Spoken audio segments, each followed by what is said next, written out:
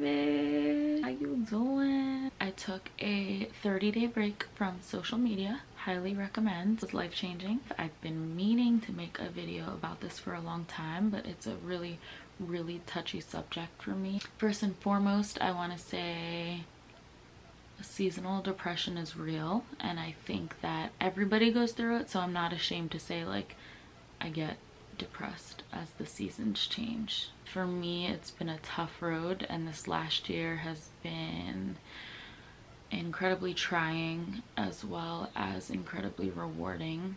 But so last year, for the first year, my seasonal depression always spikes. I have learned to understand it, but it's never manifested itself into anything besides anxiety and depression, which I'm so, I don't want to say used to because that sounds terrible, but I'm very familiar with that feeling, and I'm very familiar of my lows.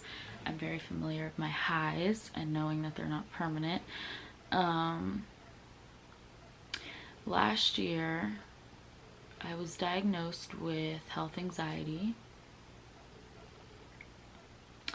And it sucks talking about because I feel like the stigma is hypochondriac. That is sort of the generic loose term that society uses to define this incredibly daunting condition.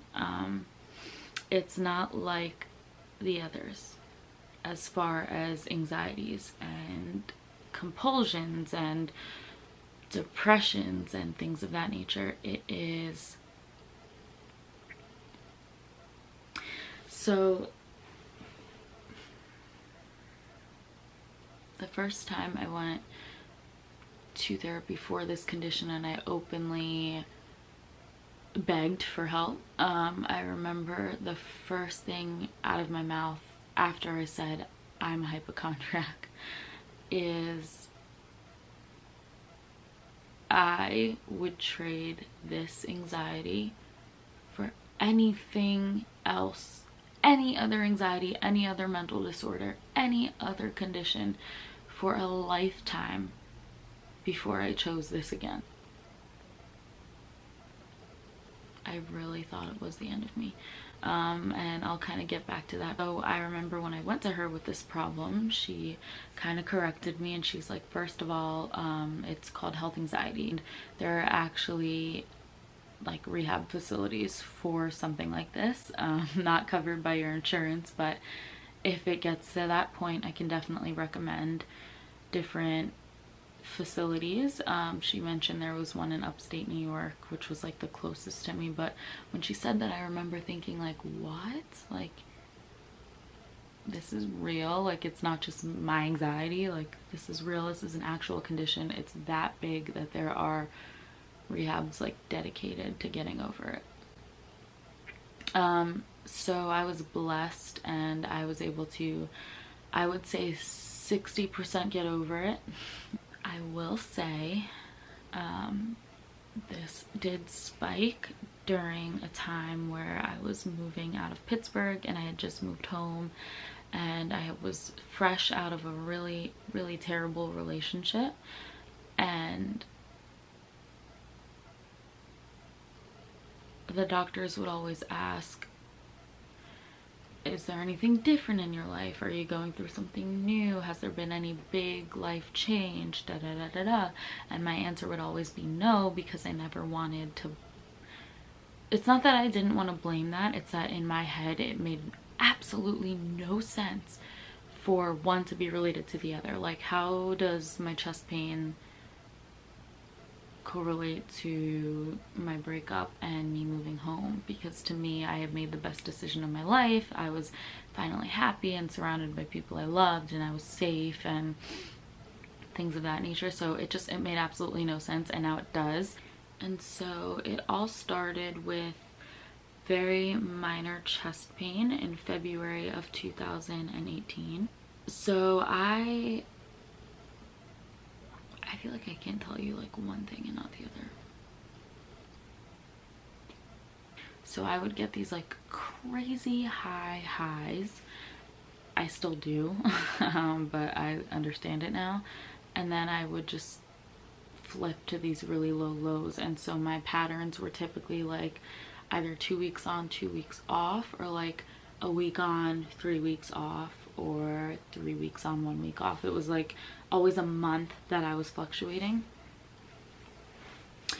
And so I remember in February I was on a high, and what a high for me means is I work a 9 to 5, and so when I'm on a high, I will come home, I will clean everything that needs to be cleaned, I'll cook, I'll do anything that makes me feel good. So like whether that's going on a bike ride, going on a run, going to the gym, cooking my own meal, reading a book for 2.5 hours, watching YouTube videos, watching a movie, talking to everybody I can on the phone. It's just like doing things that make me feel so good and so happy and so hyper. And so typically what that was for me was coming home and doing everything I just said. And then around like 11 o'clock or midnight, I would get this like urge to do my makeup, like this itch to fucking just do a full face and take a lot of pictures and put on a whole different outfit and like set up my light and everything. And I have to leave my house at 7:30, which means I need to be up by 6:30, which means that these highs would keep me up until about 3 a.m. And not only that, but I was also getting ready, taking the pictures, doing my hair, and then afterwards I would take like a bunch of Snapchats and like do this whole performance for Snapchat, because I was so confident and happy in that state that I would lip sync to every rap song, to every throwback. I would literally listen to music for like over an hour and just like record myself and put it on Snapchat. It was ridiculous, and it is ridiculous. And so those were my highs. So I wouldn't go to bed until about 3. So I was not sleeping. I was sleeping like 3 hours. But the thing is, when I'm on my highs, it doesn't matter, because I'll wake up the next morning with that same energy, even if I've only slept for 2 hours, 3 hours, 1 hour, 5 hours. Like, I will be so happy and energized to get through the day. I'll go into work with like a great attitude. I will know everything. I'll want to handle every situation, and like I'll want to come home and do the same thing over, and this will happen for like multiple days in a row. And so I was on a high, and I wasn't sleeping, and I was drinking lots of coffee because I knew I had not slept, and I love coffee in general, in my highs and in my lows. I literally cannot get out of bed until I have coffee. And so it started with this like, it almost felt like if you close your eyes, just picture like a lightning strike going kind of like, not slow, just like moderately paced from my right side of my chest to my left side of my chest. And I felt that, and so I was like, it's kind of funny. It was morning. It was probably like 9 o'clock when I felt it, maybe 10, like right before lunch. So I'm like paying attention to it, and then I just start like, I'm telling you, when you have health anxiety, you get this like superpower to really tune into a sensation. It's like you have bionic feeling or bionic hearing, like whatever it is. I promise you, for the whole time from February until now, it's like I can hear everything inside of me. Everything. I mean everything. If I have gas, I can hear the bubbles like creeping up my chest if I have chest pain, or like through my stomach, or if I like just stop for a second and breathe, I can hear my heartbeat and like my blood rushing through my neck. And then I'm paying attention. I barely slept in a couple days now. I'm on coffee, and I'm like super tuned into my heart, and all of a sudden I feel it skip a beat. So I feel like a little flutter, a little butterfly. It felt like a heart murmur, like a butterfly in my heart, whatever, but I never felt that before. So I was freaking out, literally freaking out. So in my head, I'm thinking to myself, Melanie, you're having a heart attack. Melanie, you're having a heart attack. Melanie, you're having a heart attack. Take out my phone, Google symptoms, heart flutter, chest pain. Oh my God, I'm having a heart attack. I look at my coworker and I said, am I pale? Am I cold? Do I look gray? Like, non-stop all day long. I was probably annoying the fuck out of her, but this has never happened to me before, so I didn't think that I was annoying her. I literally was like super concerned. I'm like, you know what, I think I'm gonna go to the emergency room. Like, this is crazy. Like, it hurts so bad. So I continuously felt this all day, and I got out of work at 5, and I remember I texted my mom and I said, Mom, I'm feeling some chest pain, I'm gonna head to the emergency room. She decided to meet me there with her boyfriend, and I'm like super grateful for that. So I like get into the emergency room, I tell them I'm having like heart palpitations, my chest hurts, I've been sweating all day, like I'm dizzy. They don't see me like right away, but I was only waiting for about maybe 7 minutes, and everybody else had been there the whole 7 minutes that I was there, but probably longer. And so they take me back, and it's like you pass the doors and there's like a little waiting room with a couple chairs. So my mom and her boyfriend sat down, and then they took me into, it wasn't like where I wasn't the actual emergency room, I guess. It was just like the lobby check-in area. So there was no like beds, but they took me, they sat me down, they did an EKG on me while I was sitting on a chair, and I guess like a medical chair, and she doesn't say anything. And mind you, I don't go to the doctors, I'm never sick, like I don't know anything about this, I've never had a heart problem. She doesn't say anything. So I'm looking at her, and I'm looking at the monitor, and I'm looking at her, and then she like starts wrapping up, and I said, hello, like, is it something wrong? Like, did it come back crazy? And she goes, well, I'm not certified to talk about it. So to me, who's never had a health issue before, I'm like, oh my fucking God, I don't realize that like they really can't talk about it. They're technicians, they're not doctors. And where they may know what to look out for and like what the results are, they're just not legally certified to speak about it. So I'm like freaking out. I'm thinking that she sees something and she's not telling me, and that they're about to admit me, and I should be very worried, and I'm dying. And so I want to say like 2 minutes later, she pulls me into another chair, and now there's 3 nurses. One is a male, and he's standing up, he has a clipboard, he's asking me questions. Another is like setting up all, like, I guess like the blood pressure thing, like other, I don't even know what she was checking, but there was other things like the finger thing, like a bunch of mechanisms to check my heart. And then there was another nurse that was kind of like sitting in front of me and like kind of talking to me, but more so like paying attention to him and her, and like kind of just like zoning in, I guess, like supervising. And so I remember he's like, are you dizzy? Have you blacked out in the shower? When was the last time you felt this way? And I was like, yes, I blacked out in the shower last night. Like I saw stars, like I'm really dizzy right now, I can't breathe. It's hard to breathe. And so to me, he's feeding off my health anxiety, but I don't know it's health anxiety. I really think I'm dying. So to me, he's feeding off of it. So I think there's a reason for him to be worried, and there's a reason why he's asking me these questions. And now I understand that it's just protocol, but to me, I thought it was like specifically geared towards me. He was genuinely concerned that I was having a heart attack because I was showing all the symptoms and my numbers were coming back crazy. So I start panicking. And so I hear the machine like beeping, beeping, beeping, beeping. I hear my mom and her boyfriend. I see her boyfriend get up to like come check to see if I'm okay. And in like that split second, I hear the nurse that had put the blood pressure thing on my arm and everything else. She's getting tacky, she's getting tacky. I'm gonna get her a room. So she picks up the phone to call, and the nurse that was directly in front of me was like, hold on, she's fine. Like, it's going down. And then I started breathing like in and out, and I kept saying, I have really bad anxiety, I'm sorry, I think it's just me, like please hang on 1 second, don't put me in a room, just give me a second to breathe. I started breathing, it went down, it was fine. So now they set me into the emergency room, and the worst thing I could have said was that I had anxiety, because now they're running these tests and they're taking their sweet time, and they're like they're looking at me like I'm crazy, like literally they're looking at me like I have 10 heads.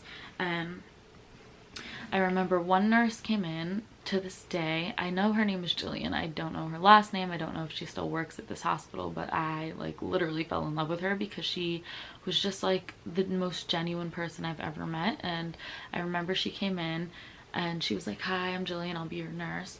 Can I ask you something? And I said, yeah. And she goes, do you have anxiety? Like, yes. And she was like, well, I have a therapist and this is her name and this is her address and her phone number.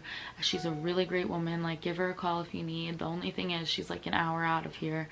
I don't know if that would be worth it to you, but you can definitely try and go see somebody else. She's like, it's not just you, everybody struggles and it's nothing to be ashamed of, and just go take care of yourself and get the help that you need, because it's something you can overcome. I promise you, you're gonna be fine. She's giving me this speech and I'm like crying and also panicking, because I'm like, oh my god, now she thinks I have anxiety, and now they think that nothing's wrong with me and there's something wrong with me, and now they're just gonna write it off as anxiety and send me home. So after all the tests come back, everything is fine, as we all expected.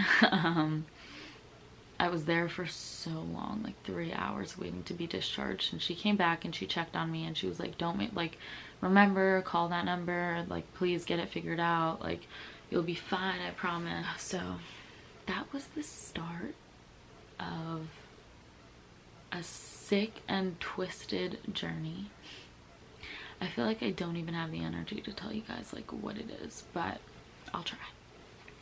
And so after that, I was super tuned into my heart, and every second of every day, this was me. I still do it. Like, I do it all the time at work. Even when I'm like helping somebody,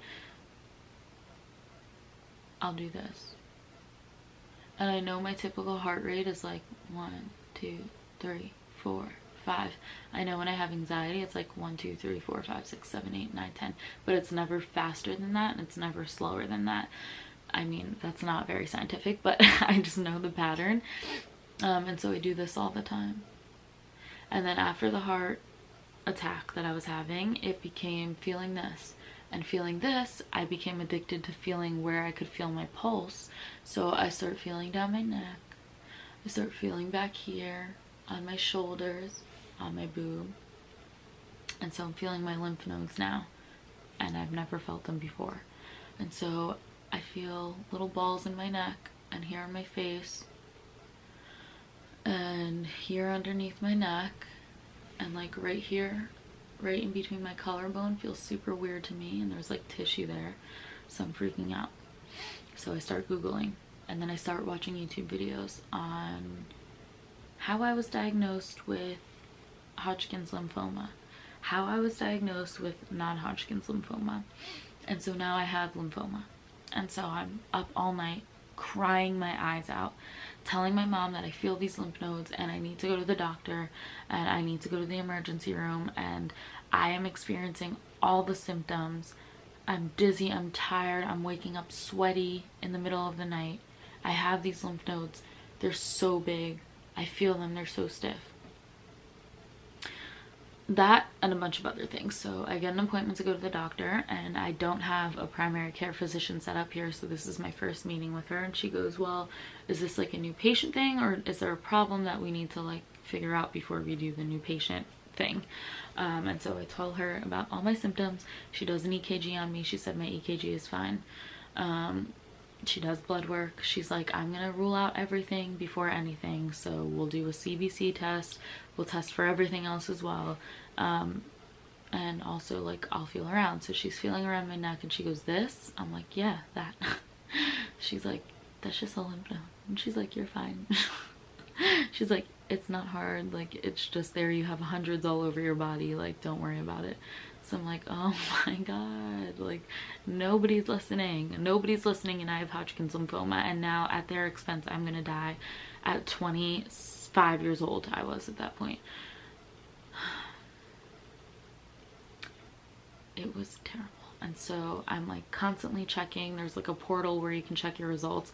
So I'm like constantly checking my blood work results, and they're not coming in for like 2 days. So I'm like, oh my god, something's wrong. Like she is double checking something before she gives me the actual results. So she gives them to me online, and I'm Googling like, oh my god, what does this mean? What does this mean? What is this bracket? Like, what is the normal? Why does this say the minimum is 14.2 and I'm at like 13.9? Like I'm Googling it, and now I have all sorts of issues. My white blood cell count is low. My sugar is abnormally low for my body type, for my age, for my weight, like I'm telling you the whole 9 yards. I do not have the energy to even go into it right now, but it was everything. I was Googling everything from that blood test. I promise you, everything. And I was doing the math formulas and I was figuring it all out, and to me I was dying. And so now I freak out. So whatever, I don't have lymphoma. So that happens, and I get a stiff neck, and then it's meningitis, and I'm up all night looking at meningitis symptoms. Okay, that's bizarre. Oh, and I've taken a leave to cure that. 2 leaves, actually. You're only supposed to take 1. I took 2, and I was fine when I woke up. I mean, it was everything. My stomach. Oh, this is another big thing. So after that, not to be gross, but I was constipated for 2 weeks. And if you know me, you know I'm the queen of like farting and shitting wherever I am 24/7. So it was super weird for me. It really was super weird. To this day, I have no fucking answer for it. But I was super constipated, and so I went back to the doctor. I told her, like, I haven't pooped for 2 weeks. And then I think like the morning that I had my appointment, I pooped, but it was diarrhea, and it wasn't a lot of it, and it was just like whatever. It hurt really bad. And she's like, well, I don't mean to scare you, but you could have Crohn's disease, and we're gonna send you for an x-ray, and then I'm gonna recommend you to a GI. So she sends me for a KUB, which is an x-ray of your abdomen area, and they take it, and then she lets me know the next day and I'm looking for the images like that day, that minute, that hour, everything, and it's not showing up. She finally calls me back and lets me know that I have fecal impaction. Fecal impaction is exactly what it sounds like. You're impacted with shit, and this can be very dangerous because after a while it gets hard and it like starts sticking to your intestines, and it's never going to come out of you that way. You'll poop, but you won't get everything out. And so now I have colon cancer. To me, there's something blocking my butthole. My poops are coming out really stringy. They're coming out 2 colors. They're coming out with little dots in them. Sometimes they're red. Sometimes they're really white. Sometimes they're floating, which can mean I have pancreatic cancer. I have pancreatitis. I have bowel cancer. I have stomach cancer. I have intestinal cancer. Everything that you can think of, I have. Like, legit, I thought these things. I'm like comparing all my symptoms. I to this day have so many pictures of my own poop in my phone. I tried deleting them the other day, but I was getting so grossed out, and I was showing everybody, my mom, my sister, my dad, my stepmom. In the middle of Buffalo Wild Wings, I was showing my stepmom and my dad pictures of my poop because I couldn't help myself. Like, I needed somebody to confirm that they looked abnormal and that something was wrong. But of course everybody's telling me it's fine. So then I start Googling, what does normal poop look like? Red specks in poop, black specks in poop, floating poop, da da da da da. I drank kombucha to help me like with my digestive system. That was a fucking mistake, because now everything was coming out black and it was floating, and I had diarrhea, and I drank a whole thing, and nobody told me that I was only supposed to drink half. So I was freaking the fuck out about that. And so finally I have an appointment with the GI. I tell her all my symptoms and that I have pain on my left side, and it feels like it's like up here and also throughout my whole intestine, and I feel this like crawling sensation, and I'm telling her everything, and I'm like, and I will not be able to sleep tonight if I can't show you these pictures of my poop. And she said, I really would rather not. And I said, but I really will not sleep if I don't show you these pictures, because I'll feel like this was the missing information, and this will tell you everything, and if I don't tell you this, it'll be my luck that I'll die from this symptom. So I show her, and she goes, you're fine. She's like, totally normal. She's like, I'm not even worried. She's like, now at this point I'm gonna retract the statement that I just made, and I'm not even gonna send you to get a stool sample because I know you're fine. She's like, but we'll schedule an endoscopy if that makes you feel better. Da, da, da. We'll check, maybe you have like celiac disease, something like that, whatever. So we go for my endoscopy. Everything's perfect, you're fine. Meanwhile, I could have sworn that they were gonna tell me I had stomach cancer. You're fine, like no bacteria, no celiac disease, nothing. Like, it might just be your gallbladder. Cool. Now I have something wrong with my gallbladder. Now it needs to be removed. Now I make another appointment with my doctor, and she sends me for a sonogram, I think. Yeah, I guess it was a sonogram of that. And I'm sitting there. This lady's making me turn around all different kinds of ways. She's getting 66 images she took of my gallbladder, and only to find out it's not anything to do with my gallbladder, and I'm perfectly healthy, and my blood work is fine, and my x-ray is fine, and my endoscopy is fine, and this, that, and the other thing. The only thing I didn't have was colonoscopy, and I wanted one so bad, but at this point I was tired of paying my $40 copay every time for her to tell me, nothing's wrong, but we'll schedule this, and then schedule it and have to pay it again. Like, it was stupid. But So that was that. And then another time I was in training in a location that was like an hour and a half away from my house, and me and my sister worked for the same company, different branches, but we were at the same we happened to be at the same training, and it's a very boring training. No offense, but it's just something that you don't want to learn about really. And so I had nothing to do, and so I was dozing off, I was looking around, I'm like feeling my pulse, I'm feeling my chest, I'm looking for bumps on my boobs.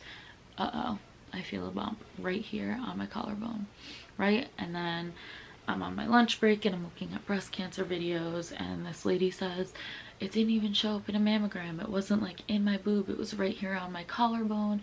It like took so many images to actually be able to find out, and if I wasn't a photographer I wouldn't have noticed this shadow. So now I'm thinking I have a mass on my collarbone that is breast cancer, and it's I don't know how to say that word, metastatized or metastasized or metasized. Hold on, metastatized. I don't know. But so I'm convinced that it's spreading, and now I'm freaking out, and so I go to urgent care. I make my sister drive me to the nearest urgent care after our training class, and I'm telling this, like, I think she was a nurse practitioner. I'm telling her that I feel this bone and now it's tender and I've been touching it all day and it hurts to the touch, and it's red and it's swollen, and I'm like digging at this thing because I'm trying to feel like under it, around it, to see if it's like a ball or like a square or a triangle, like whatever I thought it was. And so this lady feels me and she goes, this? I'm like, yeah. She goes, that's your collarbone. I'm like, no way. I'm like, I know what my collarbone is. Like, there's no way. I'm like, can you please feel it from like this angle? And then I take her fingers and I like shove them into my fucking collarbone. She's like, hun, that's your collarbone. She's like, can I ask you something? I'm like, yeah. Do you have anxiety? If you have anxiety, don't take medication. It's life. We have to get through it, but just don't worry about these things. I would genuinely just worry about living life and maybe going to see somebody for help. Gives me this whole speech. She's like, thanks for being an easy patient. Okay, so I get a bill from my insurance company that says I now owe $400 because I went to urgent care for a non-emergency, and the way she diagnosed me was worried well. And when I looked up what worried well means in this like medical dictionary, it means that a patient experiencing symptoms that have no relation to actual illness, they're just worried. So she diagnosed me as a hypochondriac basically, and so I had to pay for it. And so I'm on the phone with my insurance company and I'm like, I thought I had the flu, and I went to urgent care and they told me I didn't have the flu, like I'd have to pay for it. They're like, wait, you have a cold? I'm like, no bitch, like calm down. And so not only that, but I started feeling my pulse in my wrist and my arms, and now it kind of went away. It was a long couple months, very long, very dark couple months. And so what I was also diagnosed with while I was diagnosed for my health anxiety was obsessive compulsive disorder, intrusive thoughts focused on mortality. Like, okay, that I really don't want to talk about because it's something I've struggled with literally forever.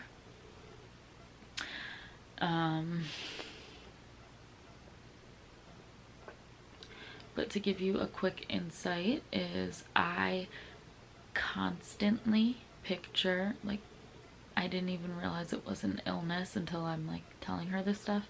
I thought everybody felt this way and saw these things and felt this way. I constantly think about my family dying or me dying, and so when it's my family, I picture like a really gross, crazy death, something insane like a really bad car accident or somebody being shot or like somebody slicing my family's throat. Like, I picture these vivid images of my family being killed, and then me grieving their death. So I picture me over a casket screaming my head off, or me in a hospital being told that they're dead, screaming my head off, punching everything I can, ruining my house, trying to kill myself, like throwing up. Like, I literally picture this all the time.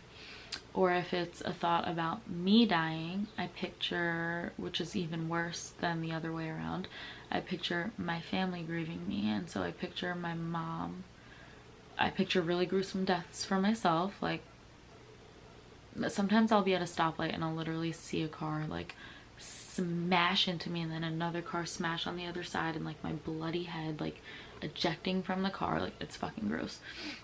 And then I'll picture like my mom on her knees, like grabbing her stomach, screaming my name, saying like, no, God, why? Same with my sister. I picture my sister like being suicidal because I'm gone, and like not knowing how to deal with my death, and like thinking life is worthless, and like a lot of other things. That's as dark as I'm gonna get on here, but it's actually really, really, really, really, really, really hard to deal with.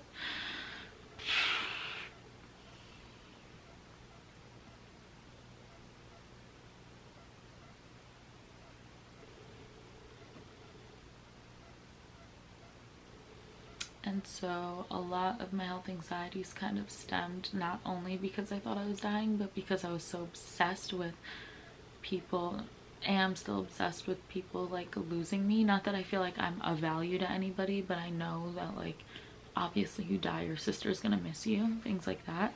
Or like people never getting the chance to tell me they love me. It's like, it's so terrible.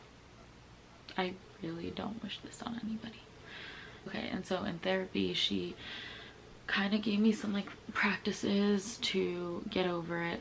She said one really powerful thing, and it sounds so stupid, but it changed my life.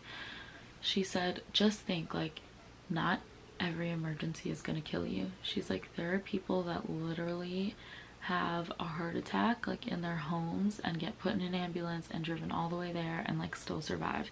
And that like changed everything. And so it kind of helped me start coping and being more open to coping, because I was very reluctant, because to me it just felt like the doctors were missing something, the specialists were missing something. They weren't taking me seriously.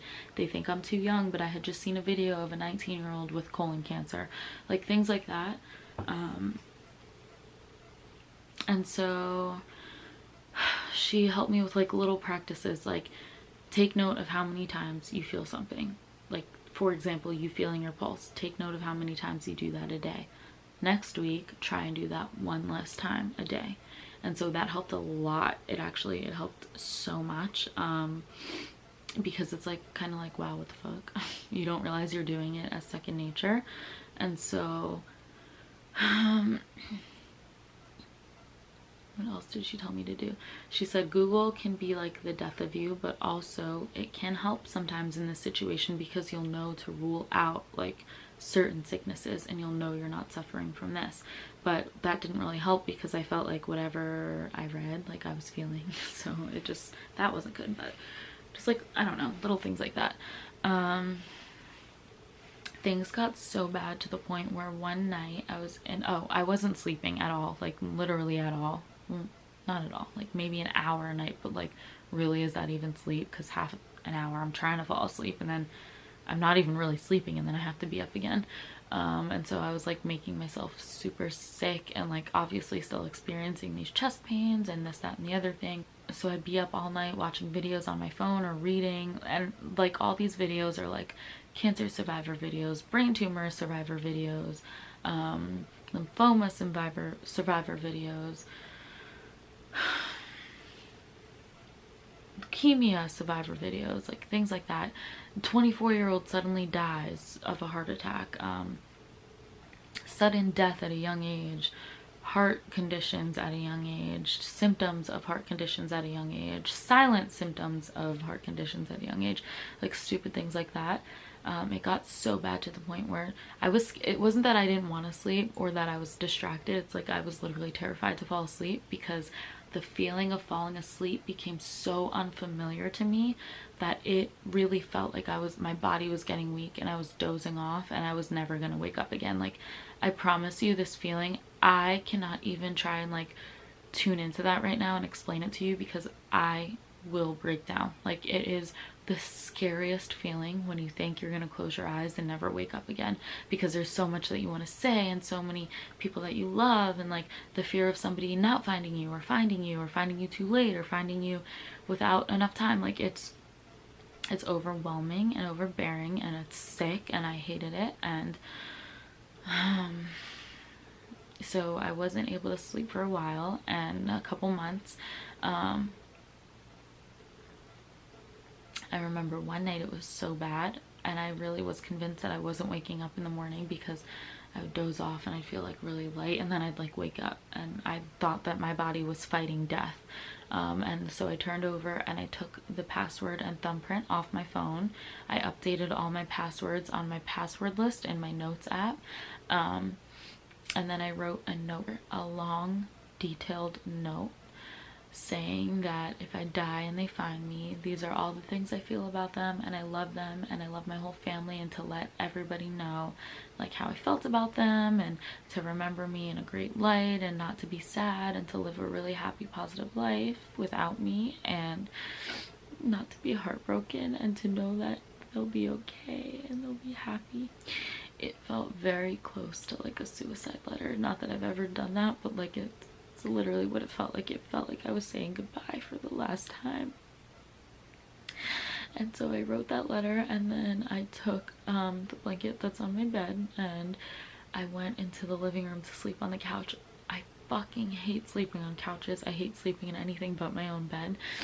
And so I slept on the couch, and my reason for sleeping on the couch was I felt safer because my sister's bedroom was right in front of it, and so if in the middle of the night she woke up, she would notice I was there and check on me and find out sooner that I had died, rather than maybe not even coming into my bedroom before work and catching me after work when she realized that my car was still here or I was home early or whatever. And that's like kind of when I accepted that I hit rock bottom. It was a really, really scary time. And it sounds so dramatic, but I promise you it's like, it's so real, and you'll never understand it until you go through something like it. It's not that I want something to be wrong with me, it's that I'm terrified that something's gonna be wrong with me and my life is gonna be cut short. That's exactly what I'm afraid of. And so eventually I got over it, kind of like majority over it. I still sort of struggle. For example, I've been feeling this like weird sensation in my calf, and it feels like something's like crawling up my leg, or like blood is trying to push through a vein, and it's not, it's like bubbling over something. And so I thought I had a blood clot, and this has been like 2 months, and every time I ask somebody, they tell me don't go to the emergency room, don't go to urgent care, you're fine, da da da, I promise. And so that kind of started creeping up my leg, and how my left arm gets tense whenever that happens. And so, mind you, I say this out loud every day to anybody who will listen, because I'm scared that if I don't say my symptoms and I suddenly die, they're not going to know the real reason why. Whereas if somebody was there to say, like, just yesterday she was talking about this feeling in her arm, they'll be able to really find the reason of how it happened. That's like literally how I think. It's so fucking sick and sad. And so I went to the cardiologist, and he basically laughed at me and told me that absolutely nothing's wrong with me. My dad had open heart surgery, and when I explained to him, this was like 10 years ago, maybe over 10 years ago at this point, when I was telling the cardiologist this, he was like, oh, well, that's not hereditary. He's like, if you had that, that would be by chance, and I'm not worried about that at all. So I'm not even going to check for that. He's like, but we'll do an echocardiogram just to make you feel better and rule out anything, but I really don't think it's your heart. I'm like, okay, fine. And so I have that scheduled for a couple days from now. It's tough. You're not alone. You're not crazy. You're not less than. You're not annoying. I get it. It's hard when people look at you like you're being dramatic, or like you're insane, or anything of that matter, but the fact of the matter is it's very real. The symptoms become real. The illnesses become worse. You can actually do more harm to your body feeling this way than you actually just being sick, because you're putting your body and mind under so much stress, and then especially with not sleeping, likely not eating right, it's just like a recipe for disaster. But I did want to come on here and be super real about it, because I feel like it's important, and I feel like videos like this helped me a lot when I was going through it. I swear to God, if any of you need help, like, please reach out to me, because I promise I can relate to you. Like, I wasn't even able to really find the verbiage for the things that I felt, and like, every day, every instant was like I literally was dying. Like another day, my friend had to jump my car because my battery died, and I was so scared to go in my car on my lunch break because my battery had died, that like carbon monoxide had gotten into my car. And so I was like googling things about carbon monoxide getting in cars, and it's like cars with the keyless entry, the keyless starter, are really high risk for carbon monoxide poisoning, and if you feel dizzy, go to the emergency room. It's like a recall. Like I don't even know what I was reading, but I thought that I was fucking dizzy, and so I was so scared to sit in my car that I sat in my car, started feeling dizzy, got out of my car, went in the lunchroom, then was scared to be in the lunchroom alone. So I actually, on my lunch break, went back into my office and sat at a coworker's desk just so she could watch me to make sure I wasn't dying and I wasn't gonna die in the next hour. And so if I collapsed, she was able to get me medical assistance like ASAP. Like that is literally how I think. It's getting easier. I don't always think I'm dying. I do always think something's wrong. But that's better than thinking that I'm always dying. And so I'm working on not thinking that something's wrong all the time, thinking like finding logical reasons. For example, my diet. Like if you just had a hard shell taco and my stomach's hurting, maybe I'm sensitive to stuff like that and it's pinching because there's a hard shell taco going down my intestines. Like things like that. It's like it gets easier as time goes on, but it definitely did take me a good year to get over it. And I wish you all the best of luck. There's really nothing else I know how to say, but go get the help if you need it. Don't be ashamed. Go to therapy, take medicine if you need it.